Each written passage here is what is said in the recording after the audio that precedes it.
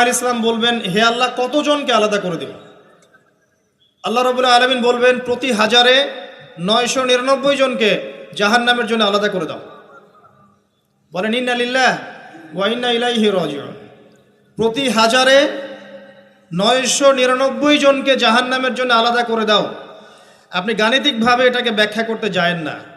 এখানে বোঝানো হচ্ছে মেজরিটি, অর্থাৎ বেশিরভাগ মানুষ জাহান্নামে যাচ্ছে, কোনো সন্দেহ নাই। হ্যাঁ, এটা ঠিক, জাহান্নামে যাওয়ার পরে কবিরা গুনাহগার যে ব্যক্তিরা আছে তাদের জন্য নবী সাল্লাল্লাহু আলাইহি ওয়াসাল্লাম সুপারিশ করবেন, এবং যার অন্তরে সরিষা দানা পরিমাণ ঈমান ছিল, মন থেকে লা ইলাহা ইল্লাল্লাহ সাক্ষ্য দিয়েছে, একদিন না একদিন সে জান্নাতে যাবে ইনশাআল্লাহ।